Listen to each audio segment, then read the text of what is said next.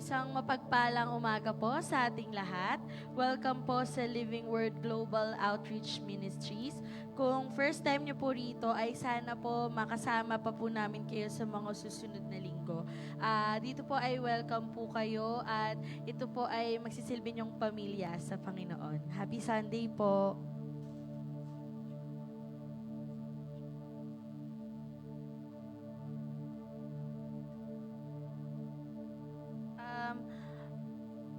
Makibukas na rin po kayo sa amin sa inaanyayahan po ang lahat na tumayo at makibukas po sa Romans 6 verses 1 to 4. What shall we say then? Shall we go on sinning so that grace may increase?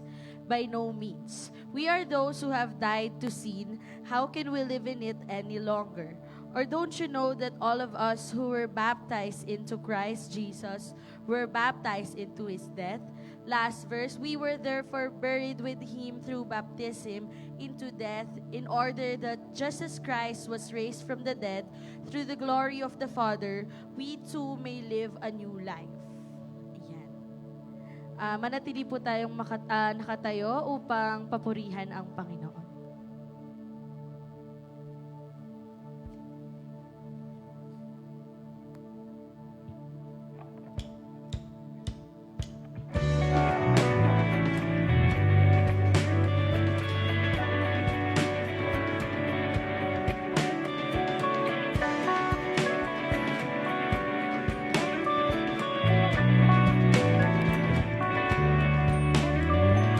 This is my prayer in the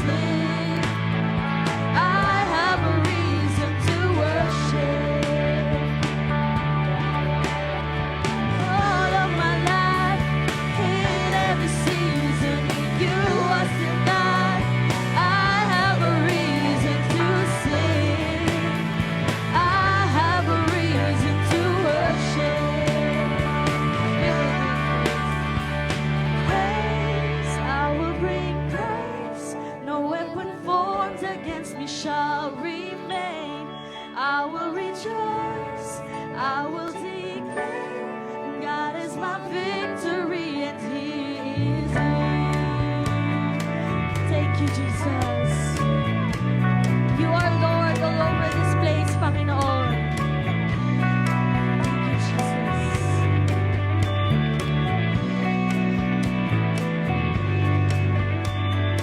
This is my prayer in the harvest, when favor and providence flow.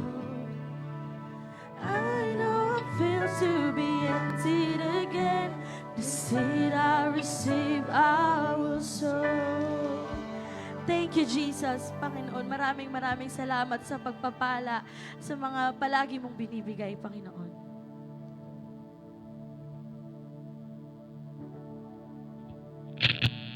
Hallelujah, Lord. Dakilang Diyos sa aming Ama, patuloy po kami nagpupurit, nagpapasalamat sa buhay na ibinigay mo sa amin, sa lakas at patuloy na pagpapala sa bawat isa.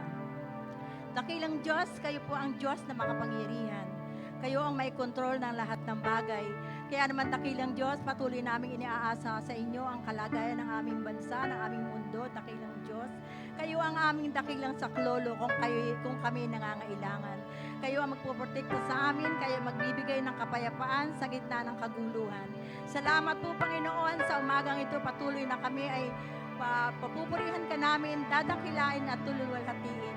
Tanging kayo lang, Panginoon, ang aming pagsusilbahan sa umagang ito. Dakilang Diyos, kami po ay nagpapakumbaba sa inyong harapan. Patuloy po kaming humihingi ng kapatawaran sa aming mga nagawang kasalanan.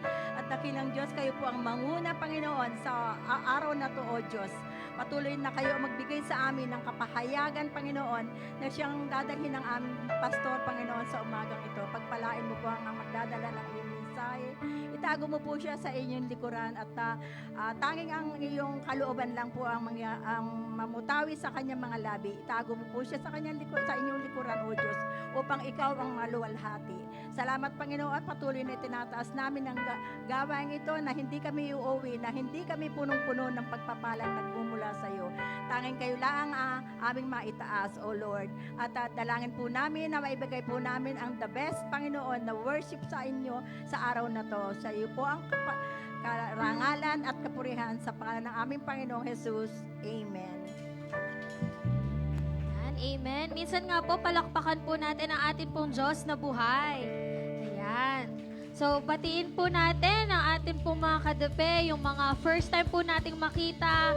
Lapitan po natin, kamayan, batiin po natin. We are very glad that you are here. Ayan.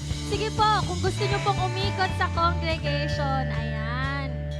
So, ngayon tayo po ay magpupuri, mag-worship the best that we can give to our Jesus Christ.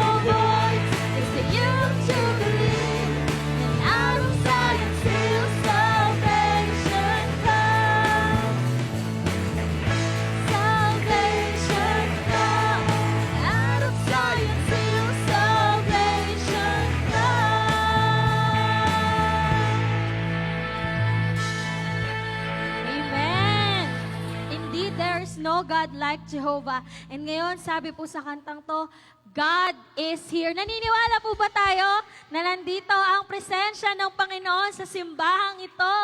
Ayan, kaya ngayon magpupuri pa po tayo ng anong nararapat sa Kanya.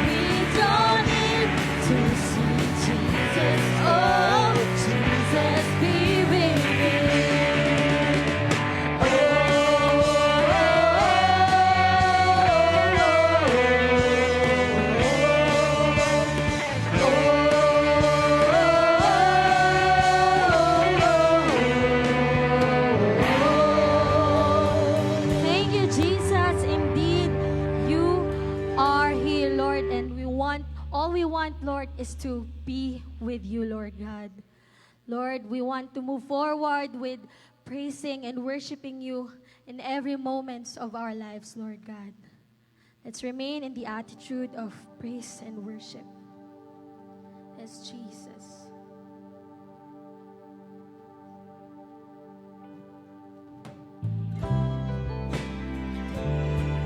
Yes, Jesus. Indeed, you are faithful, Lord God. Dito po, Lord, ang mga anak nyo, Lord God. They are craving for your presence, Lord God. Savior of my soul, I can find in you to all my darkest moments.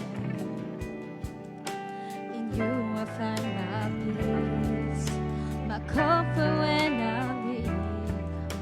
I trust in you, through storm and raging sea. Faithful, you're my God. You're the glory and the lifter of my head. Your light, it fills my days. It leads me in your ways. Forever I surrender all to you. I live to worship you, my Jesus. You're the only one for me. Nothing will ever take your place, my precious Savior. And who can stand between my Lord and me? Lord, I live to honor you, to honor, long to bring my life an offering. Take me higher, draw me deeper. I give all to be with you. Yes, Jesus. Gusto namin mas mapalapit sa iyo, Lord God. Savior of my soul. Minsan po, awitin po natin. I can find in you through all my darkest moments. In you I find my peace, my comfort when I'm weak. Lord, we trust in you. Through all the worries and anxieties, Lord, sa inyo lang po kami dumedepende, Lord God. Because you are faithful, Lord God. You're the glory and the lifter of my head. Your light fills my days. It leads me in your ways. Forever I surrender all to you. I live to honor you, my Jesus. You're the only one for me. Nothing will ever take your place, my precious Savior. And who can stand between my Lord and me? Lord, I live to honor you, and I long to bring my life an offering. Take me higher, draw me deeper. I give all to be with you.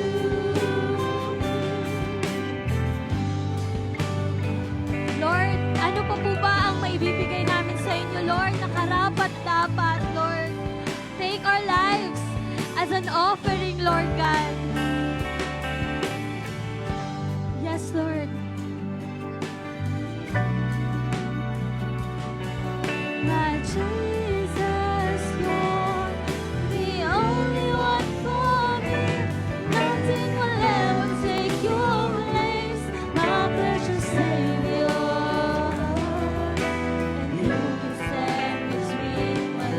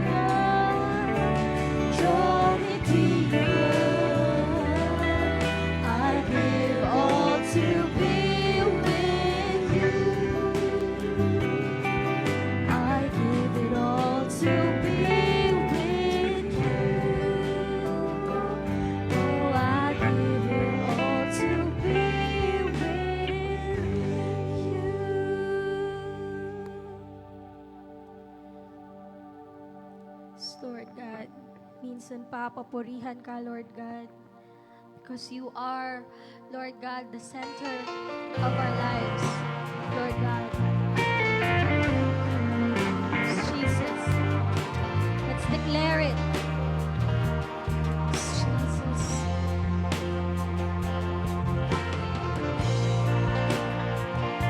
Lord, we want, Lord, na kayo po ang maging sentro ng buhay namin, Lord. Turuan mo kami, Lord, na mas mag-focus sa'yo, Lord God. Jesus. Let my walk speak loud and my words be true. Let my life be whole with my eyes on you. So I'm stepping out from my comfort zone. Yes, Lord, letting go of me, holding on to you. Freedom comes when I call you Lord. Yes, Lord, you are Lord and my God. You are the center of it all. The universe declares it all. Your majesty, I surrender. I'll make you the center of my life. Lord, I respond it all I am. You place in me the song of heaven's melody. Your majesty, I live to sing your song. Yes, Jesus, we have found our peace, Lord God, in your presence, Lord God. Hindi sa mga makapundong bagay na ito, Lord God. And I have found your peace, and this is everything. You have done it all, I can trust in you. So I'm stepping out from my comfort zone, letting go of me, holding on to you. 'Cause freedom comes. Freedom comes when I call you Lord. You are Lord. Let's declare it, my God. You are the center of it all. The universe declares it all.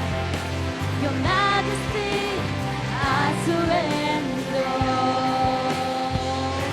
I'll make you the center of my life. Lord, I respond with all I am. You place in me the song of heaven's melody. Your majesty, I live to sing your song. Lord, every quiet moment, Lord, every tears that we cry, Lord God, the peace that all we need, Lord God, is found in you, Jesus, Lord God. So teach us, Lord God, na mas gawin ka po sentro ng aming mga buhay, Lord God. We will let go of our own selves and we will hold more on to you, Jesus Christ. This is your song, not mine. This is your song that brings healing to this land. This is your song, not mine. This is your song that brings freedom. Minsan pa po. This is your song, not mine. Your song that brings healing to this land. This is your song,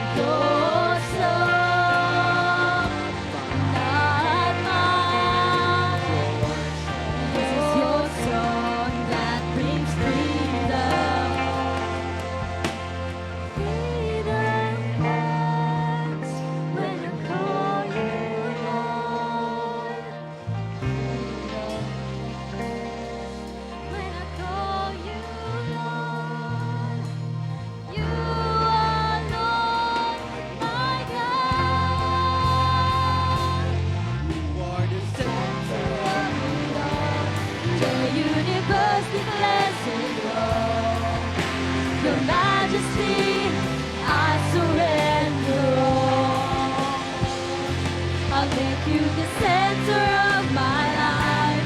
Lord, I'm inspired with all I am.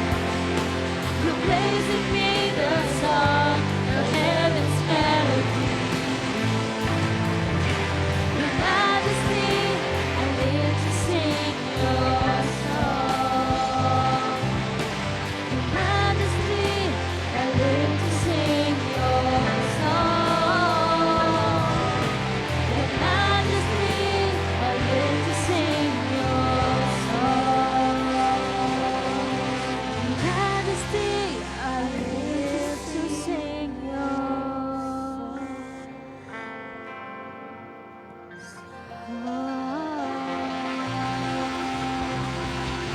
Yes, Jesus.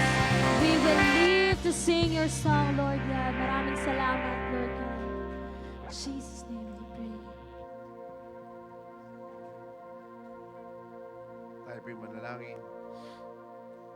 Dakilang Diyos na makapangyarihan sa lahat na siyang patuloy na gumagabay, sumasama sa amin.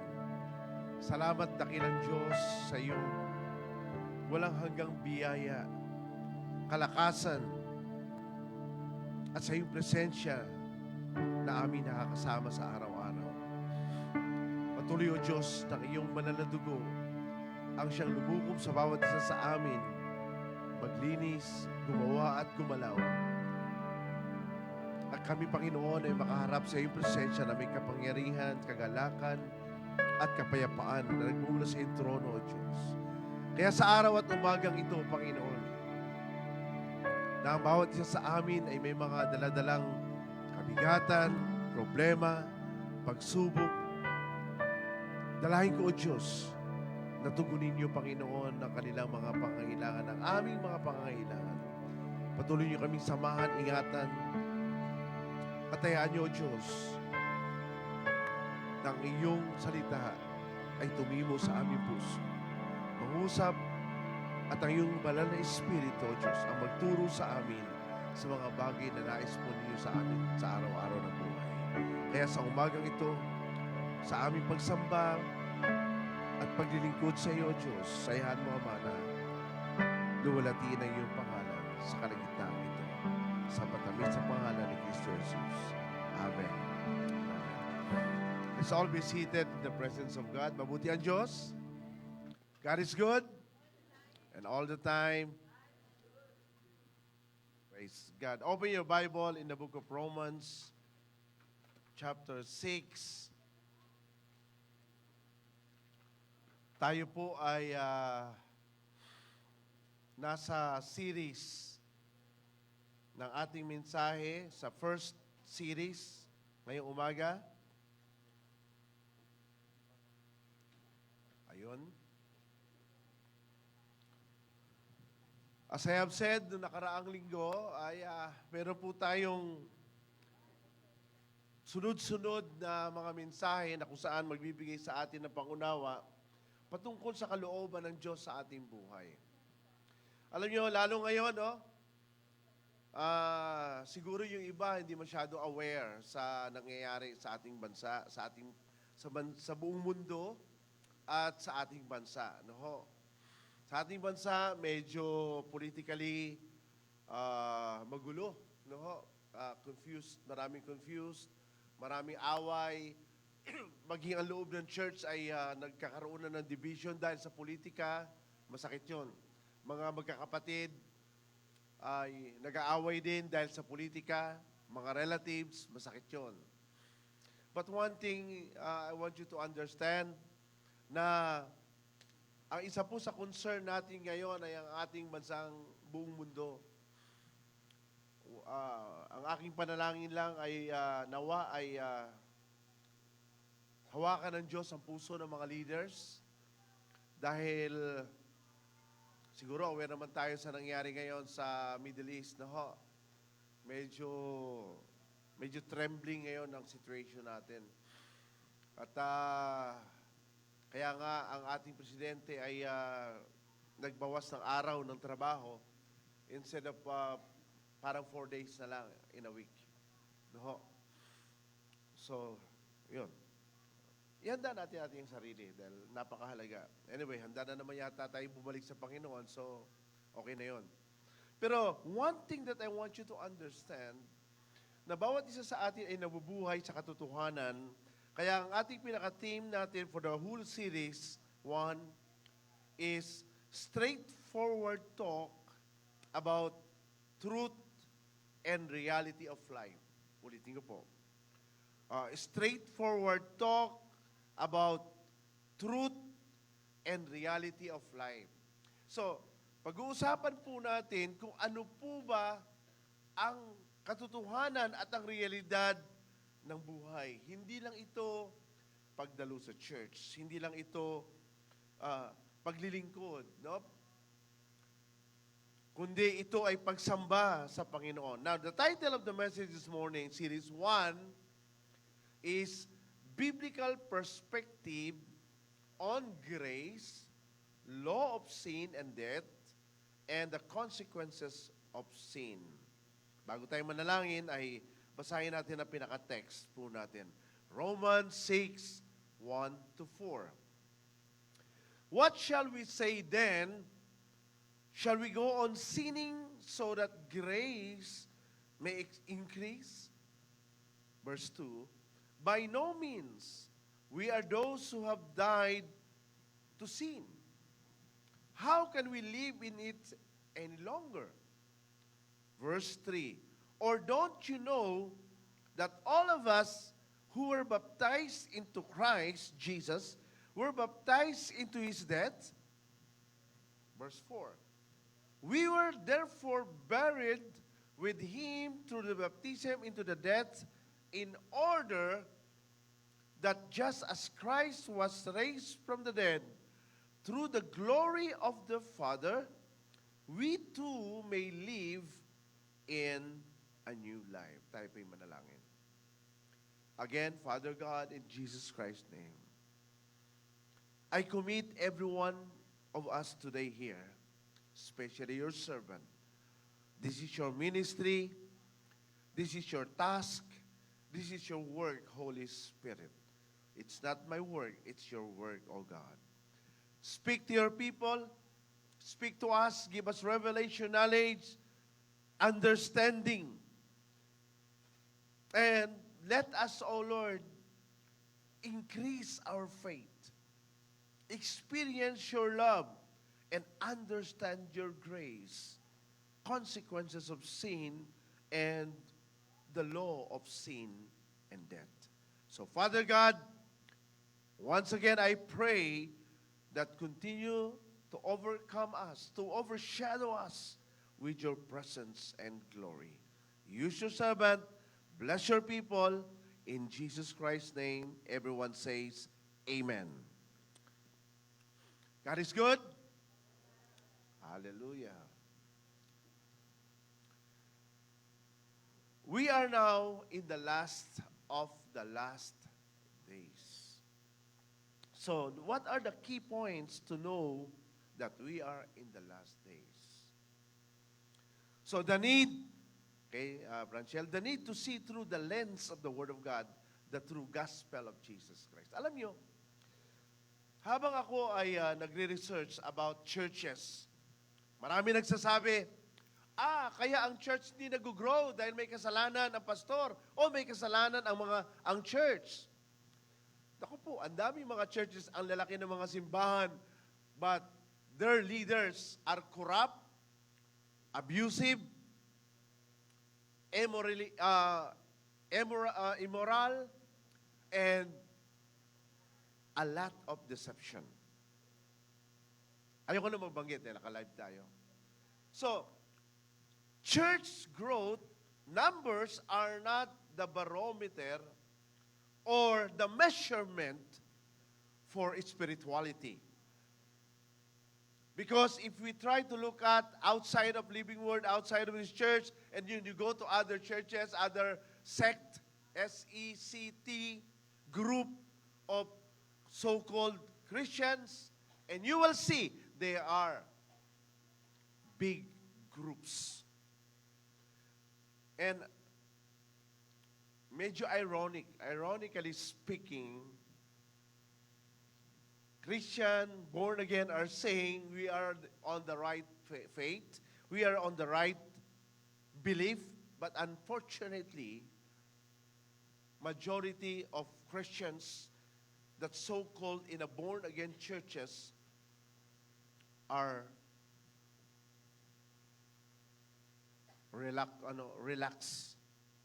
reluctant to grow in faith. Now, looking at the area of maturity, ministry, as I have said and discussed last time, is not the measurement or sukatan ng espiritualidad ng isang tao. Actually, based on our preaching last Sunday, what are the true essence of serving God? No, ito'y tinanong ko sa mga ilang pastor na ating tinitrain, mini-mentor. The common answer is tithing. The common answer is attending the church, doing things in the ministry, and then so on and so forth. Okay, recap tayo ng konti. What is serving to God? Serving to God is not ministry. There's a big difference between serving and ministering. Like what happened to Mary and Martha. Okay, to make it more vivid or practically illustrated, Mary is doing the serving through what? The real serving with God is not doing the ministry. Remember, Martha, sabi ni Martha, Lord, can you please tell my sister to join with me here? Pagod na po ako, hirap na po ako. Tandaan niyo po lagi, ang ministry ay nakakapagod. Ang ministry, ang tasking ng ministry ay nakakasawa at nakakainis kapag hindi mo ito ginawa out of your serving with God. Now, what is the real essence of growing in God? Number one is that, okay, I just corrected some of the points because naisama ko yung worship dun sa ministry, no? Now, the first is that prayer and worship. So the real essence of serving God is you pray and you worship Him. Why? Because serving is more of doing things in relationship to God. Hindi mo ito ginagawa sa tao, hindi mo ito ginagawa kay pastor, hindi mo ito ginagawa sa church. Iba yung praise and worship team, iba yon. But worship and prayer is done individually. Hindi ito yung group prayer, hindi ito yung every Wednesday prayer. No, it's not. It's your personal devotion with God.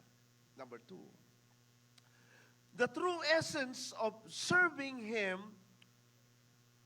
is by Word of God. Because Word of God is emulating or imitating God's character.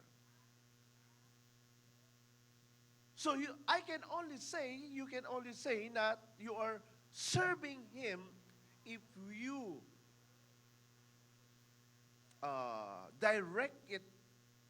do it directly to Him. That is serving. Kaya nga dalawang klase, di ba? Si Mary, he sat down at the feet of Jesus, and Martha went to the kitchen and start cooking, preparing for food. That's a big difference of serving and ministering. The third, just to recap, is that evangelism. Many Christians do not do evangelism. Why? Because it's not an easy task. Alam niyo kung bakit magagawa mo lamang nating mag-evangelize kapag may puso tayo sa Diyos. Because the heart of God, the heartbeat of God is the soul. Ayaw niya that no one should perish. Ayaw niya na may mapahamak. If you try to go back in the alibugang anak or the prodigal son, kung tutuusin, napaka-sama ng ginawa ng prodigal son. Isipin mo, buhay pa siya, kinuha na yung mana, napakasakit nun. Sabihin sa'yo, akin na yung mana ko. Akin yan. Buhay ka pa, ha? Nasa Proverbs siya, at saka sa legal law. Mas napakasama naman nun. Buhay ka pa. Unless siguro yung magulang mo nagbigay, pero kung pinilit mong kunin, naku, masama yun. Nasa Proverbs yan. Alam nyo, but still, the open arms of God, the Father, who is God Himself, is open His arms to welcome His prodigal son. Alam nyo, there's a thing that we need to understand. Na ang nagpapatibok sa puso ng Diyos, ang isang kaluluwa, makasalanan na lumapit sa Kanya. Sabi ng Bible, libo-libong anghel ang nagpapasalamat. Tandaan po natin lagi yun. At pang-apat ay ang discipleship. Because discipleship is emulating or imitating or modeling ourselves with others. So, you and I cannot disciple if we don't have the heart of God to evangelize. And you can only disciple other if you have the burden and love for God. Alam nyo, kapag mahal mo ang Diyos, mamahalin mo ang gusto ng Diyos. Ganun yun eh. Ganun kasimple yun. Gagawin mo ang gusto ng Diyos kasi gusto ng Diyos yan eh. Gagawin mo dahil kahit mahirap, dahil para sa Diyos yan. So tandaan natin lagi, the real essence of worship is doing things for God, not for other people. Actually, ang tithing, hindi serving yan eh. Actually, serving pa nga yan kung tutusin. Magtatides ako para pagpalain ako. Self-serving siya, di ba? Magpapa-awit ako. Ako'y magtutugtog ako para makita ng crush ko. Yung ganun eh. Tapos pag wala na yung crush na, hindi na-attend ng church. Di ba? So sometimes, ministry is self-serving. Magdodonate ako para masabi na mabait ako at ako ay mapagbigay. So ministry naturally will bring us to burn out. Why? Anumang ministry o yung ministeryo, pag sinabing ministry, gawain. Anumang gawain na hindi naka-gear, naka-connect sa serving with God, ay mapapagod ka. Sino yung napagod? Si Martha. Look at Martha. Di ba napagod siya? Panginoon, baka pwede patayuin mo muna yan si Mary. Papuntahin mo muna dito sa kusina at pagod na ako. Hirap na po ako. Sino ang nirebuke? Si Martha. Anong sabi ni Martha? Martha, you are worried and upset about many things. But one thing, you see that? Many and one. Alam niyo, napakahalaga. We should love the King so that we can serve in His kingdom.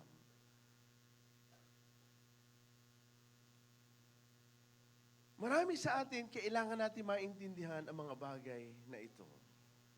Okay, so, the need to see through the lens of the gospel, the true gospel. What is the true gospel? Now, let us read Luke 9:23. Yan. Then He said to them, whoever wants to be my disciple must deny themselves. That's the real gospel. And take up their cross. That's the real gospel. Daily and follow me. That's the real gospel. For whoever wants to save their life will lose it. But whoever loses their life for me will save it. What good is it for someone to gain the whole world and yet lose or forfeit their very self? Whoever is ashamed of me and my words, now take note of this, me and my word. Ano yung me? Relationship with God, serving with God, and my word. Ano to? Faith in Christ. The Son of Man will be ashamed of them when He comes in His glory and in the glory of Father and of the holy angels. So one thing is very important. Word. Preaching the gospel is not just to make you laugh. Preaching the gospel, it's not just to entertain us. Preaching the gospel, it's not just to amuse or to amaze you of the ability of the preacher. What is the real preaching of the gospel?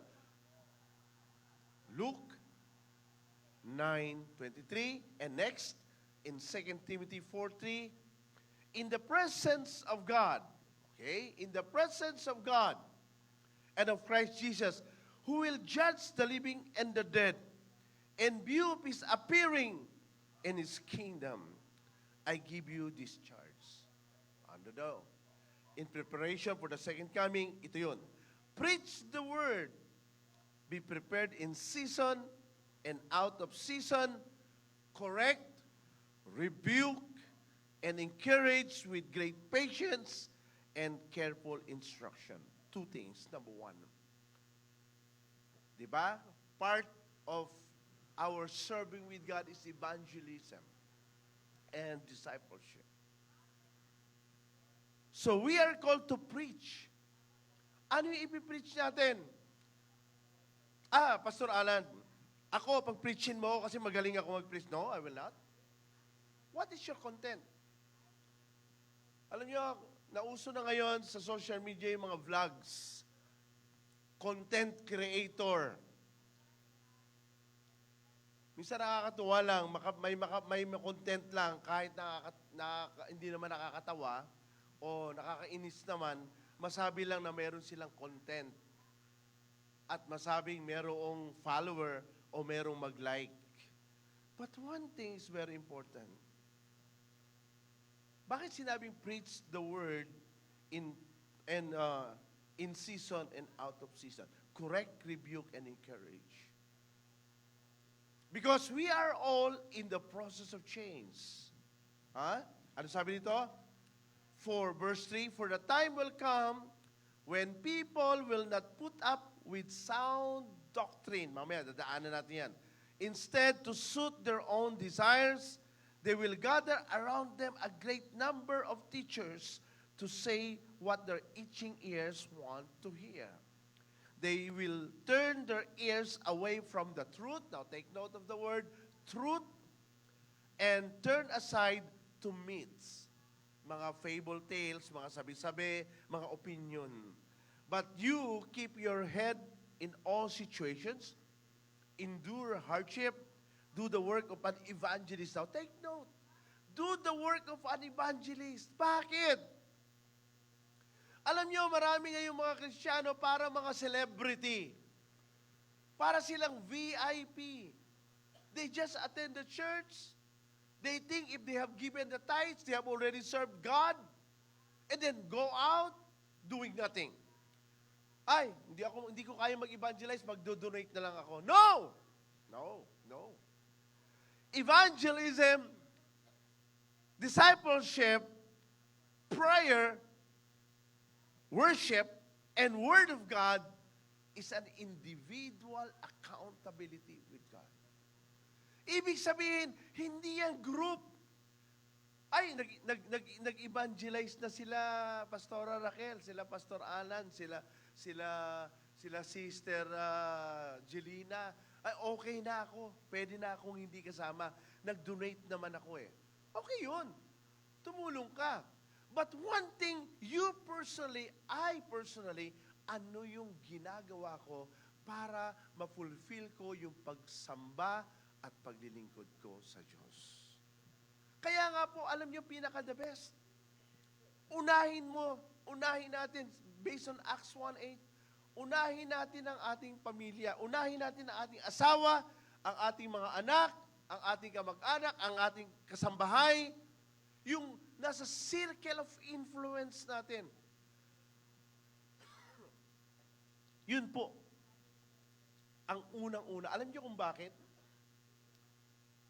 Kasi, kapag ang circle of influence mo, natin, ay nadala natin, ibig sabihin, tayong testimony. Meron sila nakikitang kakaiba sa atin na gusto nilang gayahin o maranasan bilang isang Kristiyano. So, meaning, sa huling panahon, marami ang ayaw sa katotohanan, ayaw sa correction, ayaw sa rebuke. Ayoko dyan kay pastoralan. Nagre-rebuke yan, at saka masakit magsalita, at saka ayoko, doon ako aaten. Alam nyo, nag-research po ako ng malalaking churches sa Amerika. Alam nyo ba na yung malalaking churches ngayon sa Amerika ay nagkakaproblema na rin? Sa sobrang laki ng church nila, siyempre, malaking church nila, no? Ngayon, nagkaroon na ang tao na na-open na yung isip. Na-open na yung isip nila. They realize na yung preaching ng mga pastors sa malalaking churches, karamihan, ay mga parang seminar lang. Gospel without repentance, gospel without accountability, and gospel without responsibility. So, what they did, they go out. And it started during pandemic. Alam niyo, nung bumalik yung mga tao, say for example, from 25,000, ang bumalik na lang 10,000. And then that 10,000 was open, and then when they opened and realized that the preaching is not substantiate with the real gospel, most of them look for a real preaching of the Bible.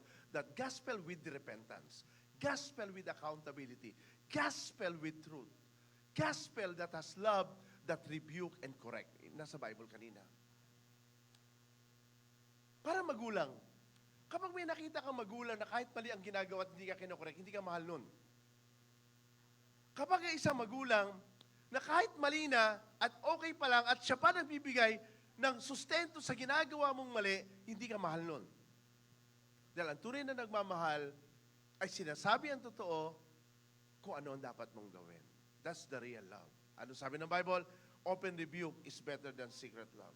Now, in the last days, next slide please. In the last days, the gospel is preached corrupted. Ito yung mga pinag-uusapan namin ngayon ng mga kaibigan kong pastor at sa GMA, part of my mentoring group. By a gospel of grace without accountability, binanggit ko na, opinionated 2.0 self-help messages. Alam niyo yung opinionated self-help? Na para bang, alam mo, para bang pinapamper ka, okay lang yan, kahit mali yan, mahal ka naman ng Diyos. No! No, hindi ganun. The real love of God should be reflected in the true essence of gospel of God. Ano pa yung self-help? 2.0 opinionated. Na para bang kahit magpatuloy ka sa kasalanan, mahal ka pa rin ng Diyos. Is it true? I don't think so. Mamaya, titinan po natin. Sabi ko nga po sa inyo, this message series is a straightforward talk about truth and reality. Wala pong exempted dito kahit si Pastor Alan. Kasama tayong lahat dito. Anong sabi dito? Next is a gospel of mere false hope. Driven to prosperity, abundance, and misled understanding of being blessed and a blessing. Alam nyo, ngayon po, nabubuksan na yung mga tao pagdating sa katotohanan ng tunay na pagkakaloob. Napapanood nyo po ba sa YouTube na yung mga dating malalaking simbahan na ang daming klase ng pagbibigay? Alam nyo, mahirap yon. Tapos dadayain mo ang tao, tuturuan mo na, pag nagbigay ka, ay ganito magaganap sa buhay mo. That is false hope. driven to prosperity teachings, na para bang pag nabigay ka ng kotse, aani ka ng ambulansya, aani ka ng truck, aani ka ng Raptor, aani ka ng kung ano-anong sasakyan. No. Napakalungkot sa panahon ngayon. Na napakaraming mga naririnig. Alam nyo, mag-ingat po kayo sa social media church. Ngayon, sa akin may sumusulat, ini-invite akong umattend ng Bible School. Pinag-usapan nga namin nila Pastor Roy, mga kaibigan kong pastor sa GMA at iba pa na mga network of pastors. Sabi ko, mahirap ngayon. Kumakalat ngayon ang mga katuruan na kung saan dinadampot at kung ano ang pag-aaralan mo. Ano yung key aspects ng binasa natin kanina, 2 Timothy 4:3 and 4? Itching ears. Ano ba ibig sabihin ng itching ears? People seek out teachers that would tell them what they want. Ang gusto kong preacher, yung ganito, ayoko ng ganyan. Yan ang itching ears. Rather than what they need to hear. So, the itching ears, based on 2 Timothy 4:3 and 4, they look for a preacher they want to hear. Okay lang yan. Tama lang yan. Kaya pagka nakarinig na ng hindi tama yan, then, kaya maraming Kristiyano nakasapong simbahan na, patalon-talon. Bandang huli, nung wala na maglilibing sa kanya, Pastor Alan, pwede ba ikaw na maglibing? Di ba? Masakit yun, no? Parang tinake for granted ka lang, nung sila'y walang-wala, may ganyan akong alam. Halos si Pastor Alan ang dumadalaw sa kanila. Nung sila'y pinagpala na at halos milyon-milyon na, kinumpara pa si Pastor Alan sa iba. Bakit si Pastor Alan walang ang kotse? Dahil yung time na yon ay yung sira-sirang Hyundai ang aking daladala. Pastor Alan, bakit ikaw mahirap ka pa rin? Ba't wala ka sariling bahay? Yung mga miyembro mo, yumayaman na. Is it the barometer of Christ's love or the love of God? Ay pagka ganun, sana hindi na lang ako nagpastor pala. Sana pala ganito na lang ang ginawa kong buhay. Sana pala nagnegosyante na lang din ako. Sana pala nag-ininyero, nagdoktor, nag-lawyer, o kung ano man ang dapat kong gawin. Kung material na bagay pala ang sukatan ng respeto ng tao. Pangalawa, the second key aspect is the rejection of truth. Yan, andyan na ba kayo? Asan si Franciel? Yan. Move na tayo, Franciel. Second bullet tayo. Rejection of truth. Listeners turn away from sound doctrine and true teachings. Alam nyo, ang palatandaan ng sound doctrine, to. Kapag lumabas dito, itapon nyo sa impyerno. Pag lumabas dito, huwag nyong tanggapin at paniwalaan. Bago, kung mukhang dito galing, pag-aralan nyo pong maigi. Huwag po basta tatanggap kahit si Pastor Alan pa mag-preach sa inyo. Huwag po kayong tatanggap, aralin nyo ang salita ng Diyos. Especially if it affects your future. If affects your life individually. Third bullet. Okay, next. Turning to myths and fables. Instead of the truth, they focus on fables, tales, myths, and false stories. Alam nyo,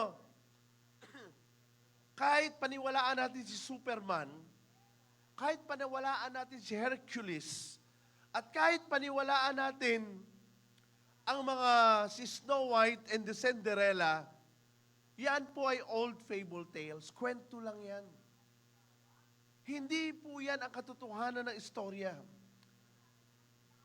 Ang pag-aralan natin ay ang truth na sinasabi ng salita ng Diyos. At pang-apat, next, last bullet on this, self-serving choices. Ano yun?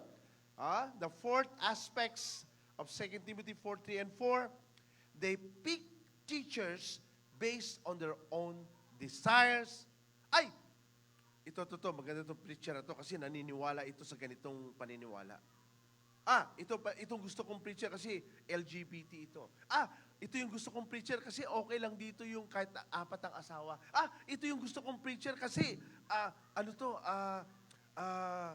mayaman mag-preach to. Tingnan mo, mayaman siya.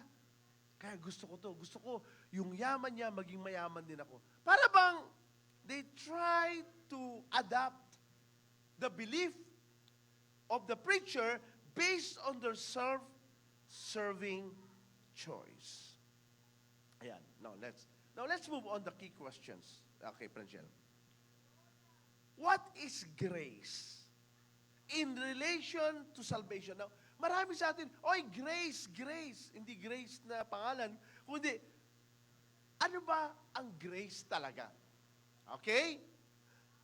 In relation to salvation and in our day-to-day life as a believer and a follower of Jesus. Now, magkaiba po yung believer at saka follower. Ulitin ko lang. Magkaiba yung naniniwala sa Diyos at sumusunod sa Diyos. Maaaring naniniwala ka lang but you are not a follower of Christ. Ano yung madali mong malaman ang totoong makasalanan o yung totoong masama kapag araw-araw masama ginagawa niya o linggo-linggo masama ang ginagawa niya. Ang tunay na disipulo, kung siya man ay nagkamali, nagkasala, at least hindi siya nagpapatuloy doon. Lumalakad siya. Kahit 7 beses pa yan, sabi ng Proverbs 27, kahit 7 beses pa yan, 10 beses pa yan, basta bumangon ka sa Diyos at lumapit ka, ang biyaya ng Diyos ay laging laan para sa iyo. Amen po ba? What is the difference between a believer and being a disciple? Binanggit na natin kanina. Now, Romans 6:1-4, balik tayo sa main text natin. What shall we say then? Shall we go on sinning so that grace may increase? Ay, alam mo, para lagi kang patawarin, okay lang yung mabuhay ka sa kasalanan. May biyaya naman ng Diyos. Mali po yun. Mali po yun. Grace, always remember. Sabi sa verse 2, by no means, we are those who have died to sin. How can we live in it any longer? Now, tanungin ko po kayo. Kasama po ko dito. Ako po sa loob ng 38 years at sa loob po ng 60 years, 60 na po ko no March 3. Marami tayong ups and down. Marami tayong problema na pinagdaanan. Ikaw, tanungin kita, how would you honestly answer to God about yourself? Ang isa sa mga katanungan, bakit kung kailan ka Kristiyano, naroroon ang problema? Bakit kung kailan ka lumapit sa Diyos, naroroon ang maraming tukso? Iyon po ang sabi ng John 10:10. The thief cometh to steal, to kill, and to destroy.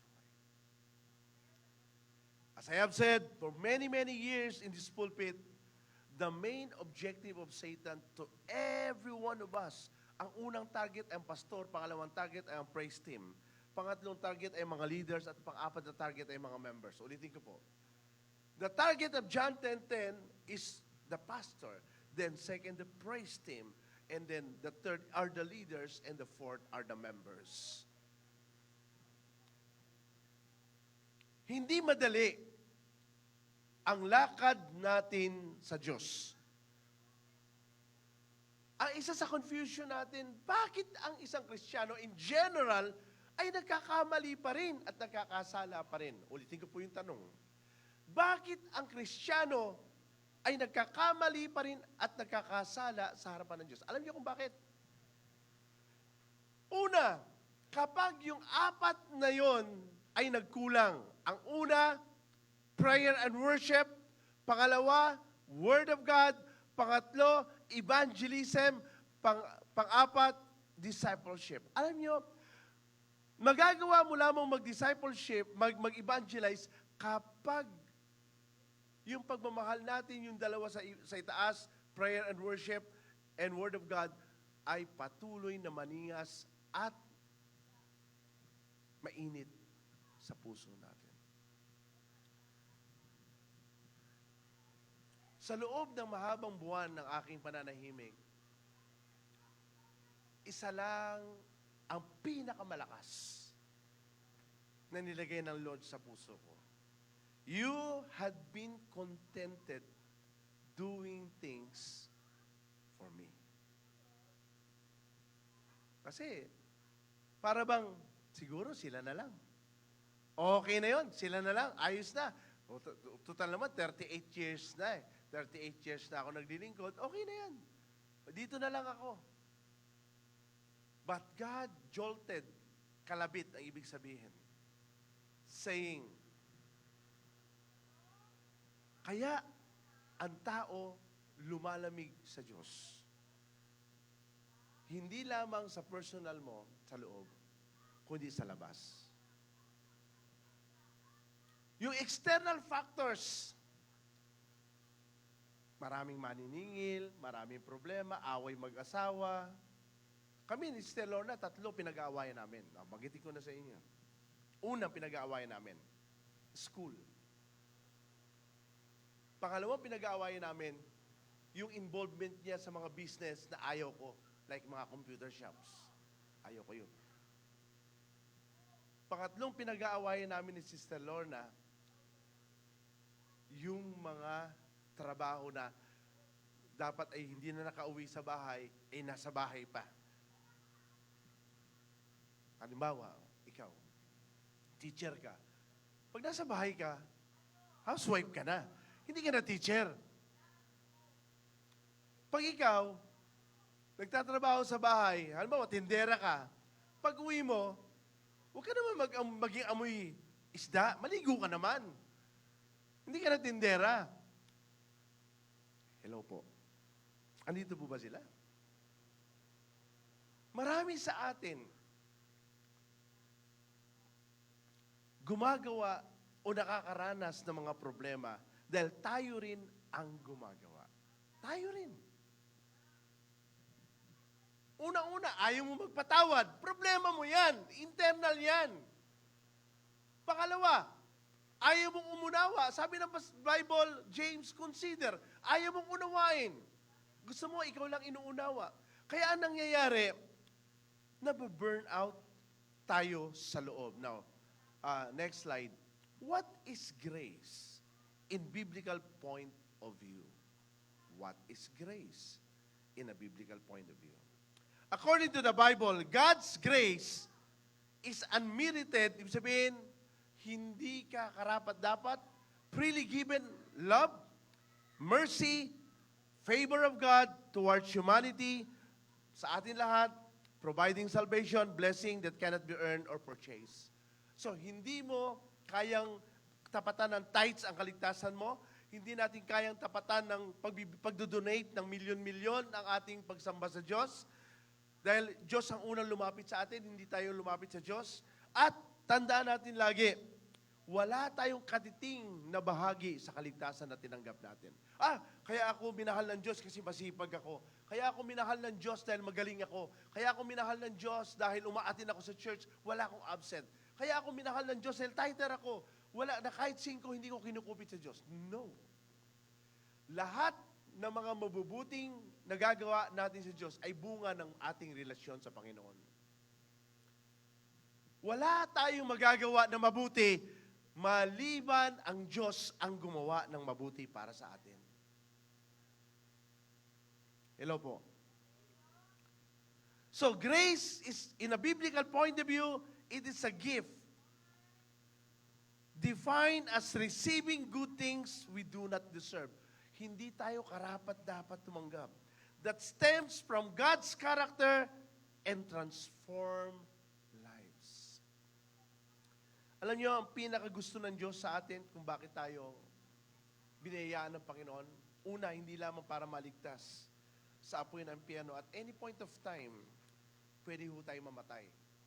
Bukas, pwede ka mawala. Sigurado po ba tayo na bukas gising ka pa? Hindi. Ako nagulat nga eh. Natutulog ako. Nagulat ako, humahagok pala ako. So hindi ko alam, baka sa heart yun. Hindi ko alam. Diba? So, alam niyo ba na mayroong taong natulog lang, humahagok siya, hindi na nagising, patay na pala? Pwede yun. No one could tell. So, number 1 point, grace at work to all people. Ano ba yung grace ng Diyos sa lahat ng tao? You have heard that it was said, next slide, love, okay, Franchel, love your neighbor and hate your enemy. But I tell you, love your enemies and pray those who persecute you, that you may be children of your Father in heaven. He causes His Son, okay, take note of the line words. He causes His Son to rise on the evil and the good. Sends His rain on the righteous and the unrighteous. Ibig sabihin, mga kapatid, hindi mo pwede sabihin, kaya mabait sa akin ng Diyos dahil mabait ako eh. No. Walang mabait. Kahit pinakamabait na tao, hindi pa rin siya mabait sa harapan ng Diyos. Why? Because we are sinner. Ano ibig sabihin ng sinner? Sinner is a status. Hiwalay sa Diyos. Sinning is a process na kung nagkakasala ka man, dahil binabago ka pa dyan ng Diyos araw-araw. Example, kung ikaw ay walang relasyon sa Diyos, sinful ka, sinner ka. Hindi ka pa connected sa Diyos. Ngayon, tumanggap ka na sa Panginoon. Inaccept mo na si Jesus as Lord and Savior. Pero nagkakamali ka pa rin. Nasa process ka na sinasabing, from glory to glory, you are changed. Now, ito yung question. And I want you to ask this to yourself. Bakit ako nagkakamali? Bakit ako nagkakasala? At bakit nagagawa ko ang mga bagay na ito? Okay? Now, two main questions. How the grace of God is at work to people. Number one, what shall we say then? Pangalawa, shall we go on sinning so that grace may increase? Let's move on. What are the biblical truths that will particularly help us to understand these questions? Ano yung question? Una, what shall we say then? Pangalawa, shall we go on sinning so that God's grace may increase? Okay, slide 16, Franchel. Galatians 2:16 to 21.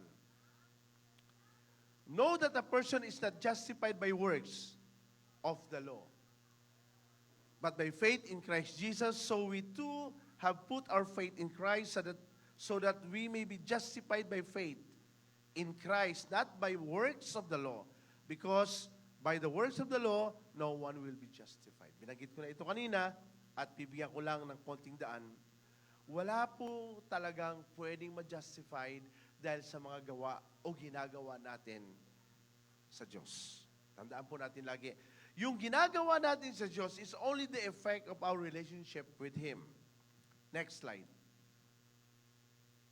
Verse 17. But if in seeking to be justified in Christ, we Jews find ourselves also among the sinners. Doesn't that mean that Christ promotes sin? Absolutely not. So, hindi po ibig sabihin na ang mga Hudyo, sa Hudyo kasi bawal humalo sa mga Gentiles. Di ba nagtalo si Cephas, si Peter, at saka si Paul? Nagtalo siya eh. Ikaw talaga, Pedro, sabi niya, hipokrito ka. Sabi ni Paul, hipokrito ka. Kanina lang nakita kita kasama ng mga ibang Hudyo. Nakahalo kayo sa mga hintil. Nung dumating lang ako, humiwalay kayo. Di ba kahipokritohan yan? Na dinamay mo pa. Basahin nyo sa Galatians 2. Yun ang buong context nun. Dinamay nyo pa yung iba ng mga Hudyo. Kasi nga po, sa mga Jewish people, bawal sa kanila ang humalibilo sa mga hintil. Para sa kanila, marumi ang mga hintil o makasalanan ang mga hintil. Now, verse 18, if I rebuild what I destroyed, then I really would be a lawbreaker. Now, next slide, 18 slides. Verse 19, for through the law, I died to the law so that I might live for God. Verse 20, I have been crucified with Christ. Ito yung paborito ng marami, no? Tingnan niyo po maigi. I have been crucified with Christ and I no longer live, but Christ lives in me. The life I now live in the body, I live by faith in the Son of God who loved me and gave Himself for me. Diyan lang po tayo. Tanungin ko po kayo, huwag na kayo magtaas ng kamay. Tunay ba na, unang tanong, tunay ba na tinanggap mo natin ang Panginoong Jesucristo sa ating puso? Bakit ka pa nagkakamali? Bakit pa tayo nagkakasala? Pangalawang tanong, kung tinanggap mo ang Panginoong Jesucristo at ikaw ay kinilala mo siyang Panginoon sa buhay mo, bakit may mga galit, sama ng loob, hindi pagpapatawad sa ating puso?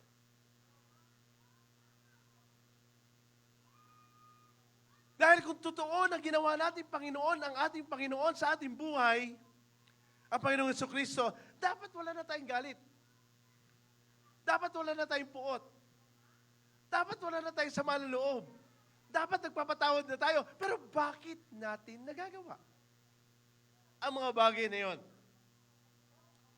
Kung tunay na si Kristo ay namatay sa iyo at ikaw ay nabubuhay kay Kristo at ang kanyang pag-ibig ay nasa atin, bakit tayo hindi marunong magpatawad at hindi marunong umibig?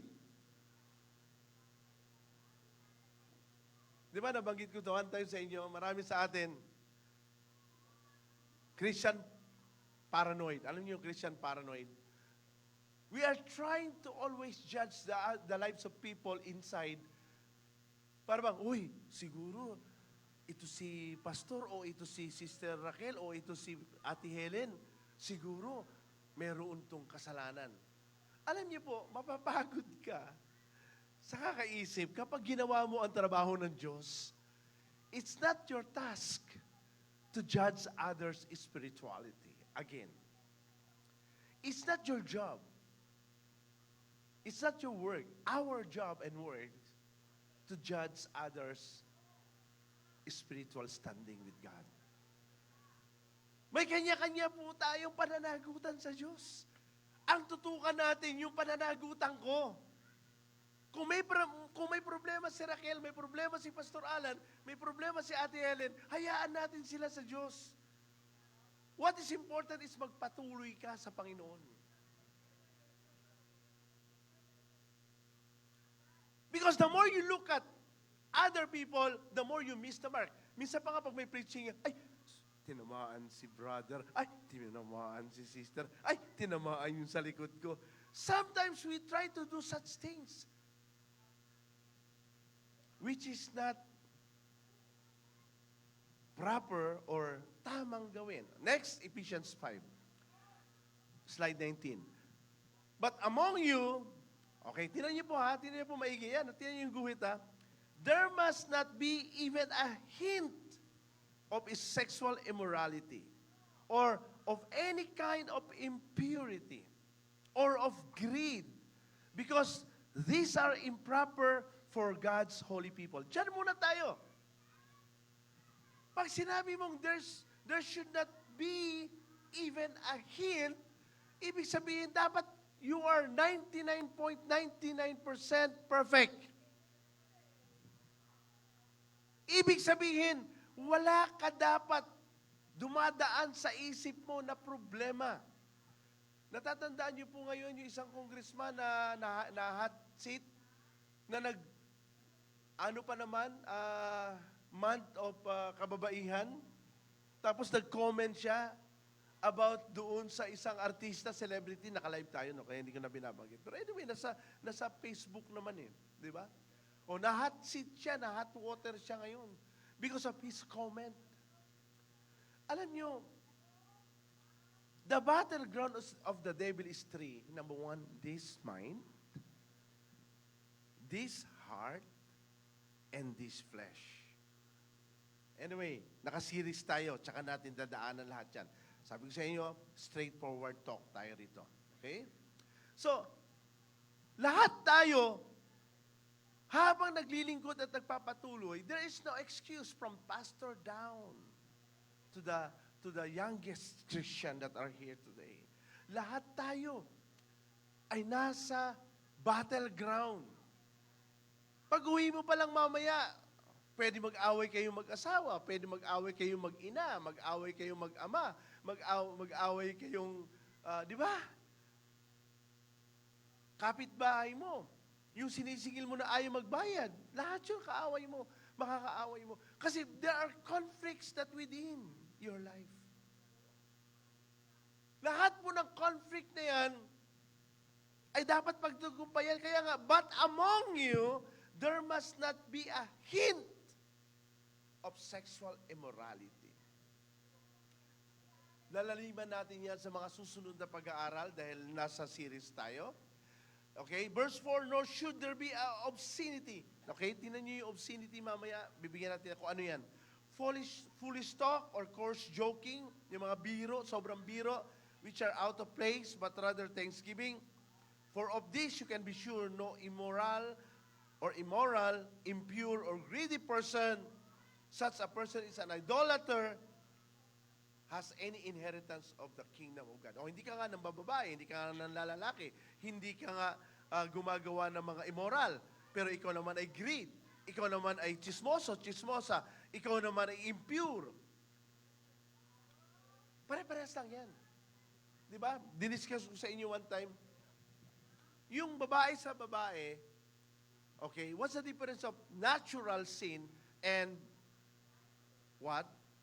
Abnormal sin or unnatural sin. Babae sa babae, natural. Lalaki sa babae, natural. Lalaki sa lalaki, unnatural. Babae sa babae, unnatural. Ang tawag dyan ay perversion. Perversion. So, one thing is very important for us to understand, that we will not inherit the kingdom of God. Now, let's move on verse 20. Ephesians, verse 11, slide 20. Have nothing to do with the fruitless deeds of darkness, but rather expose them. It is shameful even to mention what the disobedient do in secret. Halimbawa, meron kang problema, meron kang struggle sa loob. Huwag na nating ipagmalaki yun. Kunyari ako, hindi ko pa na-overcome yung pag-inom ng alak. Hindi ko pa na-overcome yung pagsusugal.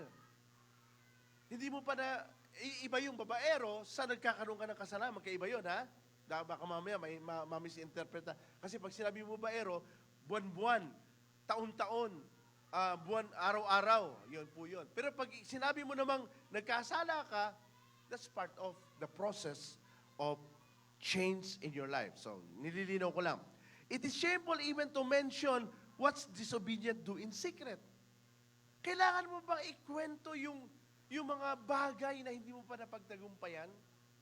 Kailangan mo ba bang ilagay sa social media yung mga kalokohan na ginagawa mo sa buhay? Hindi.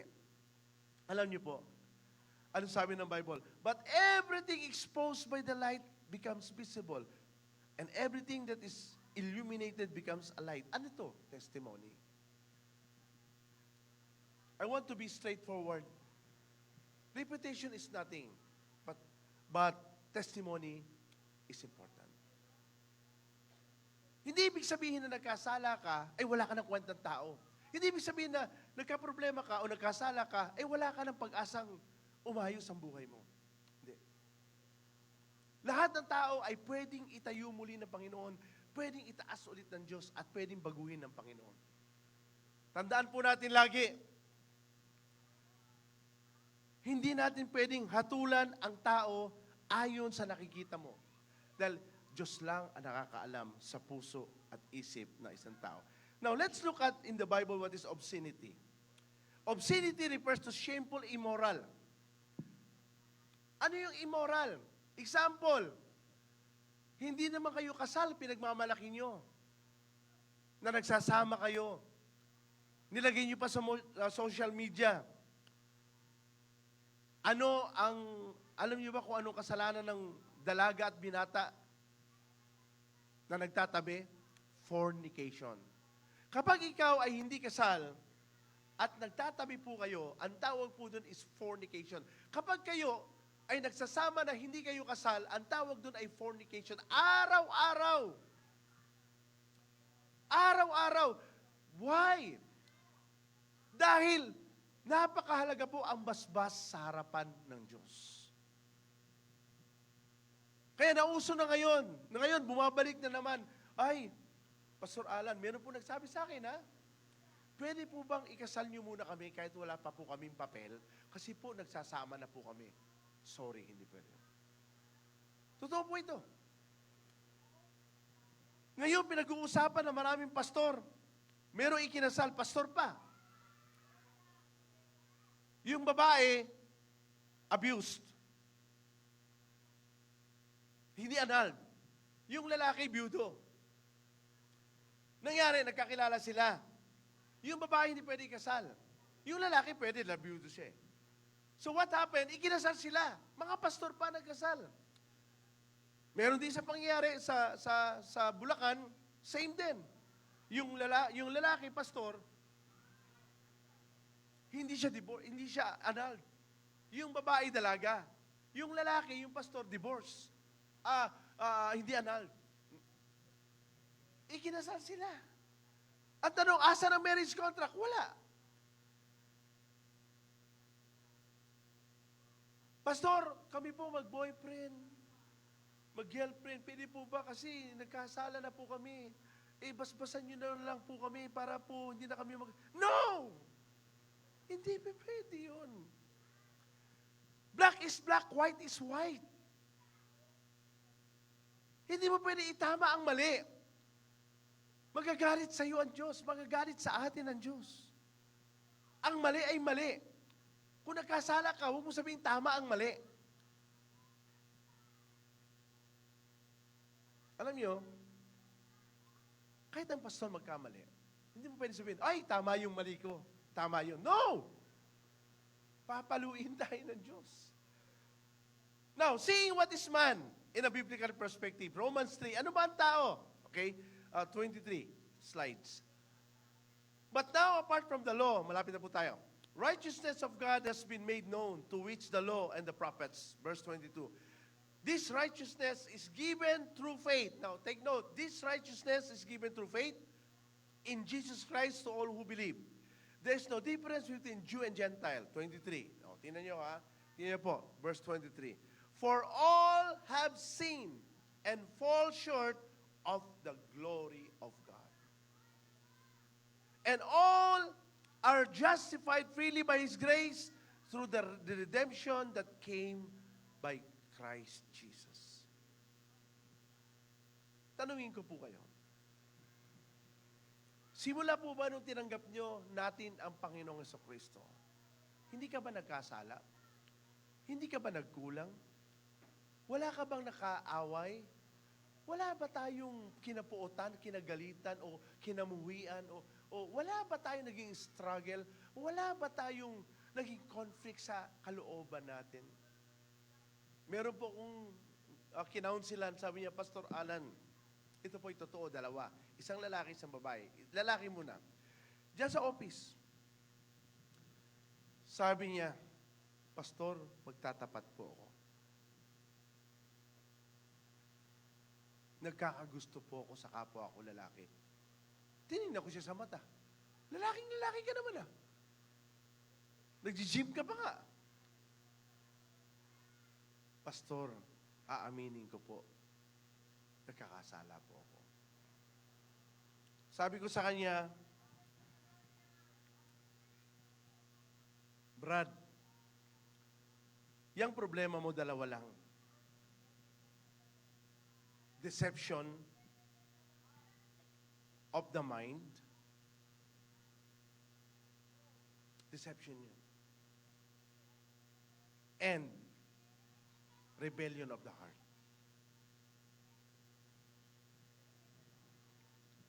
It's a miracle for you to change. You need a miracle from God. Pwede kong sabihin, okay lang yan, Brad. Total naman, mahal ka naman ng Diyos. Oo, mahal siya ng Diyos. Pero hindi pwede mahalin ng Diyos ang kasalanan ng tao. God loves the people, the person, but God will never tolerate sin. Next slide, 24. With the standards of God's measuring stick, we are all fall short of the glory of God. Kaya nga po, alam nyo, binanggit ko na ito sa inyo last week, Ako, bago ako mag-preach, I always stay in the office for incubation and fine-tuning. I always ask God, Lord, cleanse my heart. Cleanse my mind. When I stand in the pulpit, that is not my ministry. That is your ministry. That is your task. That is your work. Hindi akin yan. Gamitin mo lang ako, Panginoon. Tandaan natin lagi, this pulpit is not mine. Not us. Not yours. This is of God. No one is qualified in even to his walk daily with his righteousness. Only with this righteousness of God. Tandaan natin lagi. Next, 25. Conclusion. God never tolerates, neither permits those who claim as Christians to continue on sinning so that grace to receive daily. Hindi po ang grace nagtotolerate. Sige lang, anak. Tuloy ka lang, mahal naman kita eh.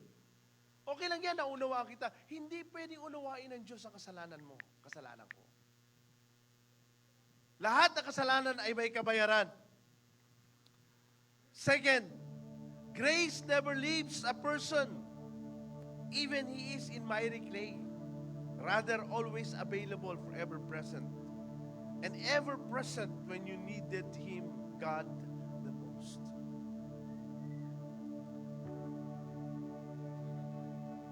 Alam nyo, sa loob ng mahabang buwan na ako'y nanahimik, pinaranas sa akin ng Diyos yung ano yung ma-depress, ano yung malungkot, ano yung mapabayaan, ano yung inalimura, ano yung pinahiya, ano yung binaliwala. Alam niyo kung bakit? Para maintindihan ko yung mga tao ganun ang karanasan. Naranasan, pinaparanas sa atin ng Diyos para mas lalo tayong lumalim sa pagmamahal at sa biyaya ng Panginoon sa buhay natin. Kaya mga feeling guwapo, feeling maganda, feeling tama, feeling righteous, may kilalagyan sa Diyos yung mga ganun ugali. Paparanas sa iyo ng Panginoon. Diba, nagpipray tayo, Lord, turuan mo ako magmahal. Humanda ka. Lord, turuan mo ako umunawa. Humanda ka. Yun pala gusto mo eh. Lord, turuan niyo ako maging mapagbigay. Humanda ka. Payayamanin ka ng Diyos. Lord, turuan mo ako magpatawad. Ako po. Pinakamahirap ang magpatawad. Pinakamahirap yan. Kaya alam niyo, nung ako'y nanahimik na mahabang buwan, ang dami mga narinig kong salita na kung tutusin, hindi ka naman sa kanila nagkasala. Hindi ka naman sa kanila nagkulang. Hindi naman nagturo ng mali si Pastor Alan. Hindi naman sinabi ni Pastor Alan na tama ito, kahit mali. Hindi ka naman director sa kanila nagkasala. Sa Diyos, sa pamilya, hindi sa kanila. Pero kung magsalita wagas, akala mo, they were just offended and hurt, but not directly committed sin. Ano yun? Dapat maintindihan natin yun. Nainis ka lang, nagalit ka lang, sumama lang loob mo. Pero hindi sa'yo nagkasala si Pastor Alan. Mabait nga sa'yo si Pastor Alan eh. Mahal ka nga ni Pastor Alan eh. At nagturo si Pastor Alan ng tama. Hindi mali. Walang justification.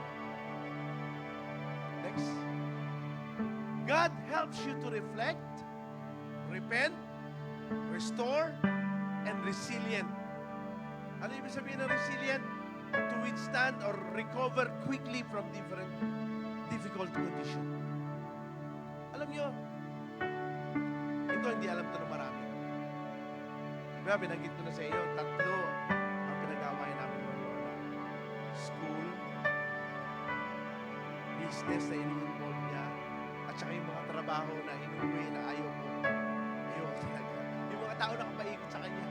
Minsan ka nagbibiting pa sa loob ng bahay. Sabi ko, ayaw ko yung taong yan. Alam niyo yung taong inaayawan ko, yun na nagnakaw ng 1 million sa school. Alam niyo ngayon ha, Alam niyo kung magkano ang utang ng school na halos ako ang nagbabayad? Sahod. So, kaya sabi ko kay Sister Lorna, Mama, pag kinuha ka ni Lord, mamanahin ko lahat ng utang ng school. Kasi wala namang ibabayad ang Board of Trustees eh. Wala namang pera eh. Alam niyo, 86,000 pesos ang hindi pa nababayaran. Binenta ko yung kotse ko, yung day ko, para yung kalahati mapautang ko sa school, yung 50,000. Another 50,000 pinag-down ko sa sasakyan. Wala namang alam yung mga member ko. Nagkaroon ako ng therapy. Kasi araw-araw walang ginawa yung mga teacher. Maningil na maningil. Naawa naman ako. Tapos sumulat pa ang SSS sa akin. Alam niyo kung kaya, pinakita ko nga kay Raquel eh. Raquel, hindi naman itong bill ng SS. 1.2 million.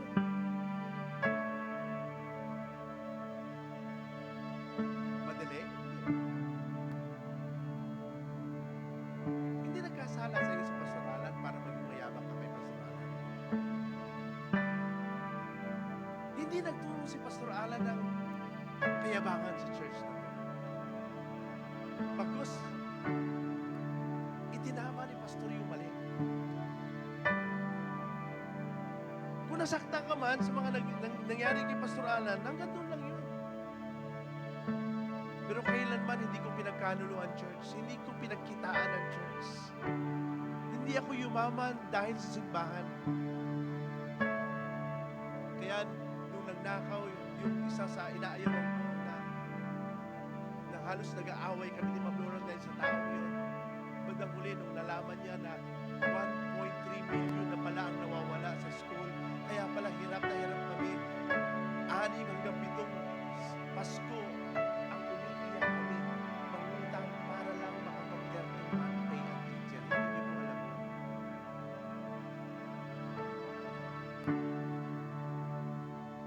Kaya ang hirap.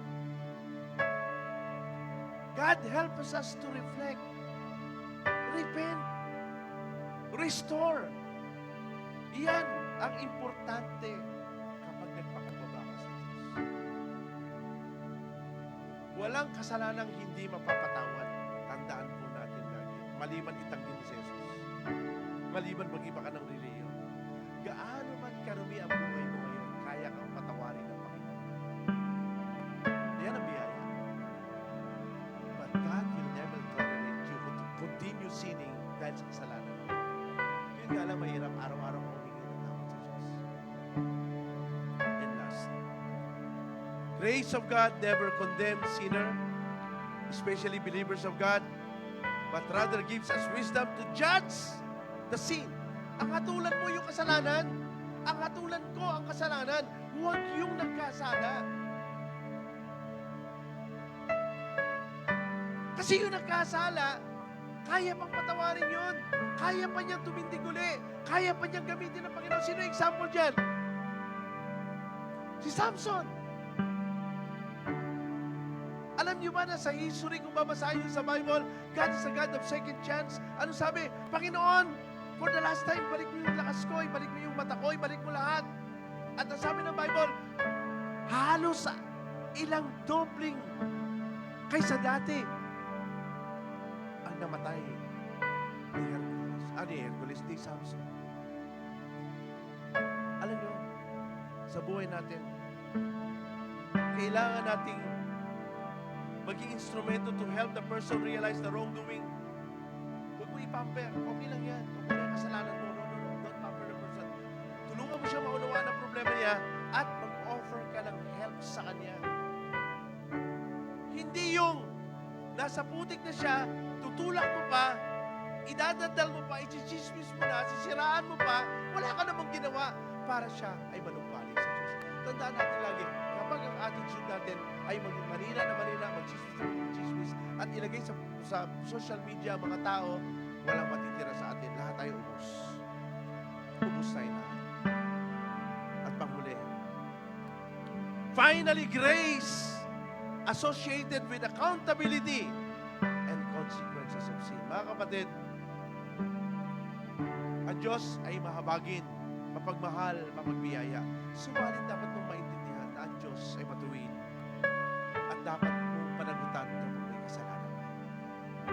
Importante lang, mahalaga, aminin mo na mali ka. Aminin natin na mali tayo. Magpakumbaba tayo. Yan ang tinatawag na accountability. Tayong lahat ay important. Ama, salamat po sa umaga nito. Salamat po sa iyong salita, O Diyos. Hayaan niyo, Ama, na matuto kaming magpakumbaba lagi. Hanapin namin ang iyong mukha. At laging ikaw, O Diyos, ang maging sentro sa aming puso at isip. Hindi madali ang aming buhay. Hindi madali na lumakad sa iyong kalooban. But Lord, through the Holy Spirit, hayaan mo, O Diyos, na lakaran namin ito na may kapakumbabaan at tunay na pag-unawa sa iyong kalooban. Tulungan mo kami, Panginoon, na maunawaan namin ito sa aming buhay. Sa pangalan ni Kristo Jesus. Amen. Amen.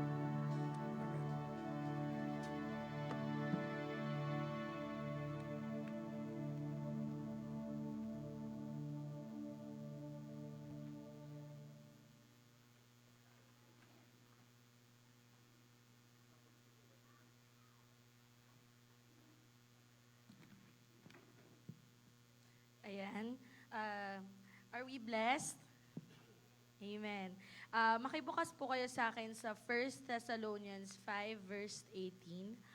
Ang sabi po rito, give thanks in all circumstances, for this is the will of God in Christ Jesus for you.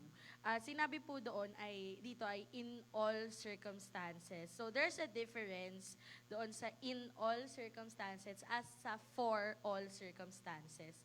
So, you don't have to be thankful for the pain or the trial itself. Kasi sino naman po, 'di ba, ang magiging thankful na, Lord, kasi salamat kasi naghihirap ako. Lord, thank you dahil may struggle ako. But instead, we can be thankful that in the midst of everything, hindi tayo nag-iisa doon sa mga pinagdaraanan natin. Because we know that the Lord is here with us in every trials.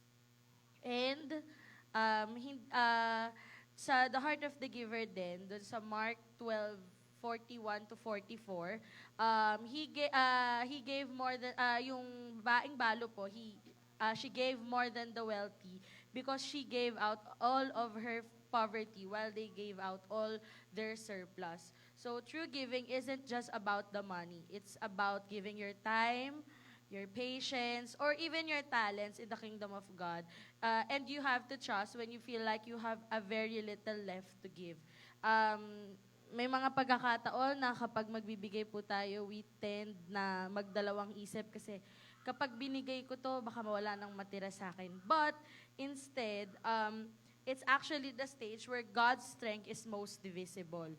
When we are at our zero, His 100% shows up.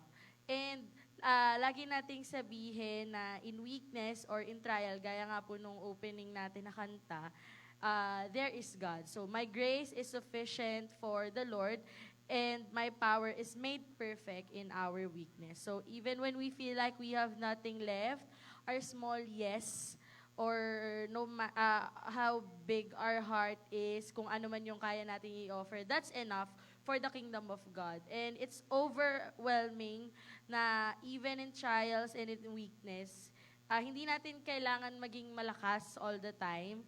And we don't have to trust in our own capabilities because God's grace is sufficient and it's enough for every day. Let us pray. Lord, maraming salamat po dahil tinuturuan mo kami, patuloy mo tinuturuan ang puso namin na magtiwala sa iyong plano, Panginoon. We are made perfect by our weakness and your guidance, Panginoon. Maraming salamat po because in all circumstances, you are there guiding us every step of the way. And even if we have our zero, you are at 100 to guide us and knowing that your grace is sufficient, Panginoon. Maraming salamat po. In Jesus' name we pray. Amen. Amen. Ayan. Tayo po ay magbalik ng atin pong mga tithes and offering para po sa ating Panginoon.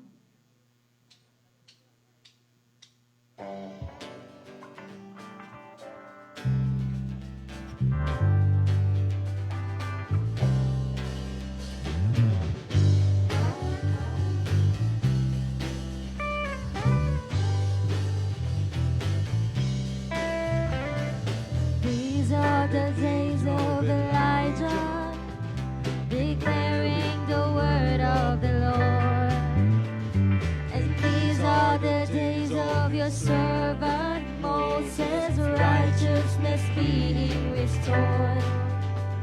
And these are the days of great trials, of famine and darkness and sword.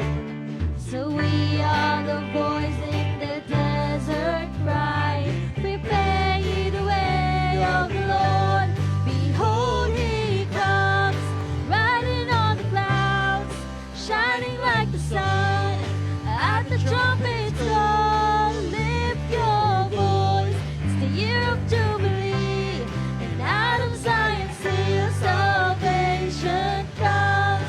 Out of Zion's hill salvation comes. Out of Zion's hill salvation comes. Ayan. Bago po tayo dumako sa atin pong announcement, I would like to welcome po yung atin pong mga first-time attendees sa atin pong church. Ayan.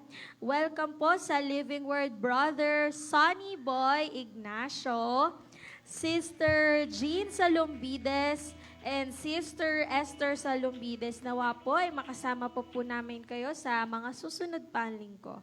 Ayan, dadako na po tayo sa ating announcement. For our announcement po, of course, every Wednesday po ang ating The Hour of Prayer, 8 o'clock in the evening. Every Saturday po ang atin pong praise and worship band practice and ang atin pong training for dance and music ministry. Every Sunday naman po at 9:30 in the morning ang atin pong regular service, followed by our ministerial fellowship after the service. And for our additional announcement po, of course, ongoing po ang atin pong collection ng pledges for evangelism, church rehabilitation, and for our sound system. Yun lamang po, tinatawagan po natin si Pastor Alan for closing prayer and benediction.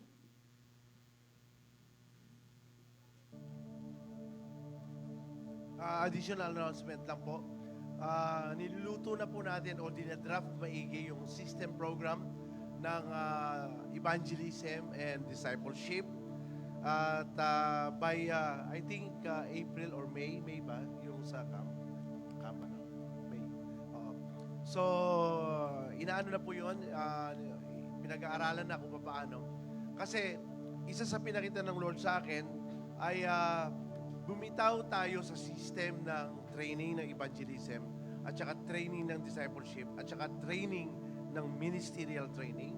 So, siguro by May, God willing, ay magsisimula tayo ng evangelism 2.1 at 2.0, discipleship 2.0, and then ministry 2.0. Then, lahat ng gagraduate doon, may certificate, then we'll go to the next level. Same pa rin, evangelism 3.0, discipleship 3.0, and then ministry.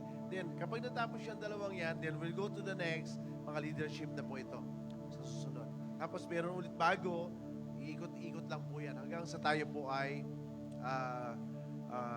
gamitin ng Panginoon sa pag-develop ng mga bagong Kristiyano. Tayo ulit po yung tumayo, tayo po yung manalangin. Amang banal, mabuti kayong Diyos. Tapat kayong Diyos. Walang iba liban sa inyo, Ama. Sa kabuuan ng Living Word Global Outreach Ministries, kinikilala at dinideklara namin na kayo ang Panginoon, kayo ang Diyos, at kayo ang may-ari ng aming mga kaluluwa at ang ministeryo ito. Kaya po, Panginoon, patuloy kong hinihiling na hindi lamang niyo katagpuin na pangangailangan ng inyong mga anak, kung hindi, O Diyos, samahan niyo sa araw-araw ng buhay. Patuloy mo kami itago sa iyong presensya, Panginoon. Karamdaman namin araw-araw ang iyong pag-ibig at magpatuloy na paglilingkod at pagsamba sa iyo. Kaya sa umagang ito, taas natin dalawang kamay as a gesture of receiving God's blessing. Tanggapin mo sa umagang ito ang bendisyon ng ating Diyos Ama sa langit. Ang Diyos sa lumikha ng langit at ang lupa. Tanggapin mo ang biyaya na bugtong na anak ng Diyos sa Panginoong Jesucristo. na siyang nabayubay para sa iyo at namatay upang mabigay buhay at kapatawaran sa lahat ng kasalanan. Tanggapin mo ang Espiritu Santo, ang pagpapala at ang biyaya at bendisyon sa umagang ito. Umuwi kang mapayapa, tanggapin ang pag-ibig ng Diyos na may kagalakan sa iyong puso. Sa pangalan ni Kristo Jesus, lahat ay magsabi ng Amen. Good morning to everyone. God bless you. Have a great Sunday po. Yan, magkamayan po tayong lahat at magbatian. Happy Sunday po sa ating lahat.